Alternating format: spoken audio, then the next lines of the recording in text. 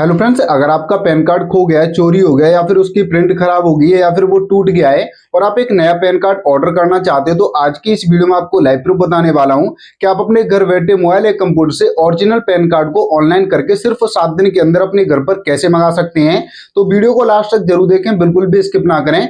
और साथ ही साथ इस चैनल पर अगर आप नए हैं तो चैनल को सब्सक्राइब करें और बेल आइकन प्रेस करें ताकि आने वाली वीडियो को नोटिफिकेशन आपको मिलता रहे। तो चलते मोबाइल की स्क्रीन पर ओरिजिनल पैन कार्ड को दोबारा से अपने घर पर मंगाने के लिए सबसे पहले आप अपने मोबाइल फोन या कंप्यूटर में किसी भी ब्राउजर को ओपन कर लेंगे। तो यहाँ पर मैं मोबाइल फोन में क्रोम ब्राउजर को ओपन कर लेता हूँ। ओपन करने के बाद गूगल सर्च बार में टाइप करेंगे पैन कार्ड रीप्रिंट। टाइप करने के बाद सर्च करेंगे। सर्च करते ही आपके सामने बहुत सारी यहाँ पर आपको वेबसाइट देखने को मिल जाती है। अगर आपका पैन कार्ड NSDL से बना हुआ है तो उसके लिए यहाँ पर आपको पहले नंबर की वेबसाइट देखने को मिल जाती है www.onlineservices.nsdl.com। सिंपली इस लिंक पर क्लिक कर लेंगे। और अगर आपका पैन कार्ड UTI से बना हुआ है तो उसके लिए यहाँ पर आपको दूसरे नंबर की वेबसाइट देखने को मिल जाती है www.pen.utiitsl.com। इस लिंक पर क्लिक कर लेंगे। और अगर आपको नहीं पता कि आपका पैन कार्ड किस एजेंसी से बना हुआ है तो पैन कार्ड के पीछे की साइड आप देख करके पता कर सकते हैं। तो यहाँ पर जो भी पैन कार्ड मैं रिप्रिंट करा रहा हूँ वो NSDL से बना हुआ है तो यहाँ पर पहले नंबर की वेबसाइट पर क्लिक कर लेता हूँ। क्लिक करने के बाद आपके सामने कुछ इस तरीके का इंटरफेस आ जाएगा। अगर आप tax information network of income tax department के ऑफिशियल पेज पर आ जाएंगे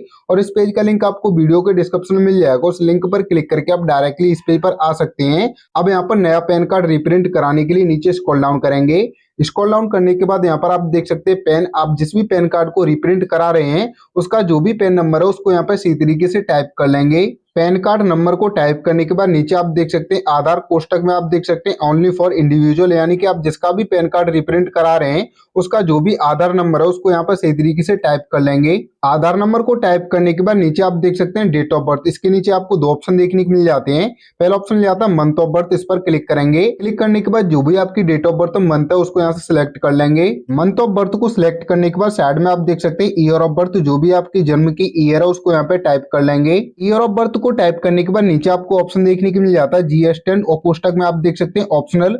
अगर आपके पास GSTN नंबर है तो उसको यहाँ पर टाइप कर लेंगे, अन्यथा ये ऑप्शनल है से आप खाली भी छोड़ सकते हैं। इसके बाद नीचे टर्म्स को एक्सेप्ट करेंगे। एक्सेप्ट करने के बाद अब यहाँ पर नीचे स्क्रॉल डाउन करेंगे। स्क्रॉल डाउन करने के बाद यहाँ पर आपको कैप्चा कोड देखने को मिल जाता है। आपको जिस तरीके से कैप्चा कोड दिख रहा है उसी तरीके से आपको नीचे कैप्चा कोड को फिल कर लेना है। और अगर आपको कैप्चा कोड समझ में नहीं आता तो साइड में आपको रिफ्रेश का बटन देखने को मिल जाता है। सिंपली इस पर क्लिक करके आप कैप्चा कोड को चेंज कर सकते हैं। तो यहाँ पर जो भी कैप्चा कोड दिया गया है मैं उसको नीचे टाइप कर लेता हूँ। कैप्चा कोड को फिल करने के बाद सबमिट के ऑप्शन पर क्लिक करेंगे। सबमिट के ऑप्शन पर क्लिक करने के बाद आपके सामने कुछ इस तरीके का इंटरफेस आ जाएगा और आपने जिसका भी पैन नंबर टाइप किया था उसकी सारी डिटेल्स आपके सामने निकल कर आ जाएगी। यहाँ पर आप देख सकते हैं। अब यहाँ पर नीचे स्क्रॉल डाउन करेंगे। स्क्रॉल डाउन करने के बाद यहाँ पर आपको एक ऑप्शन देखने को मिल जाता है select from below option to receive OTP।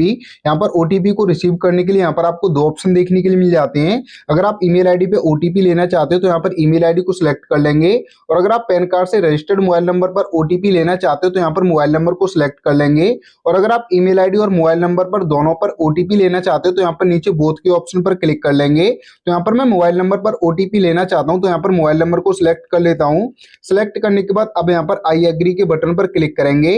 Click करने के बाद अब यहाँ पर जनरेट OTP के ऑप्शन पर क्लिक करेंगे। जनरेट OTP के ऑप्शन पर क्लिक करते ही जो भी आपके पैन कार्ड में रजिस्टर्ड मोबाइल नंबर होगा उस पर OTP जाएगा। उस OTP को नीचे फिल कर लेंगे। OTP को फिल करने के बाद अब यहाँ पर वैलिडेट के ऑप्शन पर क्लिक करेंगे। वैलिडेट के ऑप्शन पर क्लिक करने के बाद अब यहाँ पर हम थोड़ी देर वेट करेंगे। वेट करने के बाद आपके सामने कुछ इस तरीके का इंटरफेस आ जाएगा और आप पेमेंट गेटवे के पेज पर आ जाएंगे। अगर आप इसका पेमेंट पेटीएम पेमेंट गेटवे के थ्रू इसका पेमेंट करना चाहते हो तो यहाँ पर फर्स्ट ऑप्शन को सिलेक्ट कर लेंगे और इसमें आपको सेकंड ऑप्शन मिल जाता है ऑनलाइन पेमेंट थ्रू बिलडेस्क। अगर आप बिलडेस्क के थ्रू इसका पेमेंट करना चाहते हो तो यहाँ पर सेकंड ऑप्शन को सिलेक्ट कर लेंगे। तो यहाँ पर मैं इसका पेमेंट पेटीएम गेटवे के थ्रू करना चाहता हूँ तो फर्स्ट ऑप्शन को सिलेक्ट कर लेता हूँ। सिलेक्ट करने के बाद अब यहाँ पर नीचे स्क्रॉल डाउन करेंगे। स्क्रॉल डाउन करने के बाद जो भी इसका चार्ज है वो यहाँ पर आप देख सकते हैं, यानी कि आपको यहाँ पर नया पैन कार्ड ऑर्डर करने के लिए आपको 50 रुपए का चार्ज देना पड़ेगा। यहाँ पर आप देख सकते हैं। अब यहाँ पर आई एग्री के बटन पर क्लिक करेंगे। क्लिक करने के बाद अब यहाँ पर फिर से नीचे स्क्रॉल डाउन करेंगे। स्क्रॉल डाउन करने के बाद अब यहाँ पर प्रोसीड टू पेमेंट के ऑप्शन पर क्लिक करेंगे। प्रोसीड टू पेमेंट के ऑप्शन पर क्लिक करते ही आप कंफर्म पेमेंट के पेज पर आ जाएंगे। जो भी फी है यहाँ पर आप देख सकते हैं और जो भी ट्रांजेक्शन आईडी है वो यहाँ पर आप देख सकते हैं। अब यहाँ पर पे कंफर्म के ऑप्शन पर क्लिक करेंगे। पे कंफर्म के ऑप्शन पर क्लिक करते करते ही आपके सामने कुछ इस तरीके का इंटरफेस आ जाएगा और यहाँ पर आपको पेमेंट करने के लिए बहुत सारे ऑप्शन देखने को मिल जाते हैं। तो यहाँ पर आपको पहला ऑप्शन मिल जाता है लॉग इन टू पे विद पेटीएम। अगर आप इसका पेमेंट पेटीएम के थ्रू करना चाहते हैं तो जो भी आपका पेटीएम से रजिस्टर्ड मोबाइल नंबर है उसको यहाँ पे टाइप कर लेंगे। टाइप करने के बाद प्रोसीड सिक्योरली के ऑप्शन पर क्लिक करेंगे। और अगर आपका पेटीएम पर अकाउंट नहीं बनाया तो यहाँ पर पेमेंट करने के लिए नीचे आपको 3 ऑप्शन देखने को मिल जाते हैं। अगर आप इसका पेमेंट डेबिट कार्ड या फिर क्रेडिट कार्ड से करना चाहते हो तो यहाँ पर फर्स्ट ऑप्शन को सिलेक्ट कर लेंगे। और अगर आप यूपीआई के माध्यम से इसका पेमेंट करना चाहते हो तो यहाँ पर सेकंड ऑप्शन को सिलेक्ट कर लेंगे। और अगर आप इसका पेमेंट नेट बैंकिंग से करना चाहते हो तो यहाँ पर नेट बैंकिंग को सिलेक्ट कर लेंगे। तो यहाँ पर मैं इसका पेमेंट पेटीएम के थ्रू करना चाहता हूँ तो जो भी मेरा पेटीएम का रजिस्टर्ड मोबाइल नंबर है उसको यहाँ पे टाइप कर लेता हूँ। पेटीएम के रजिस्टर्ड मोबाइल नंबर को टाइप करने के बाद प्रोसीड सिक्योरली के ऑप्शन पर क्लिक करेंगे। प्रोसीड सिक्योरली के ऑप्शन पर क्लिक करने के बाद जो भी आपका पेटीएम का रजिस्टर्ड मोबाइल नंबर है उस पर ओटीपी जाएगा, उस ओटीपी को यहाँ पर फिल कर लेंगे। ओटीपी को फिल करने के बाद प्रोसीड सिक्योरली के ऑप्शन पर क्लिक करेंगे। प्रोसीड सिक्योरली के ऑप्शन पर क्लिक करने के बाद आप पेटीएम एप्लीकेशन में लॉगिन हो जाएंगे। लॉगिन होने के बाद आपके सामने कुछ इस तरीके का इंटरफेस आ जाएगा और जो भी आपके पेटीएम में बैलेंस है वो यहाँ पर आप देख सकते हैं। अब इसका पेमेंट करने के लिए इस पर क्लिक करेंगे। क्लिक करने के बाद नीचे आप देख सकते हैं एंटर पासकोड। जो भी आपके पेटीएम अकाउंट का पासकोड है उसको यहाँ पर इसी तरीके से टाइप कर लेंगे। पासकोड को टाइप करने के बाद अब यहाँ पर पे के ऑप्शन पर क्लिक करेंगे। पे के ऑप्शन पर क्लिक करने के बाद अब यहाँ पर हम थोड़ी देर वेट करेंगे।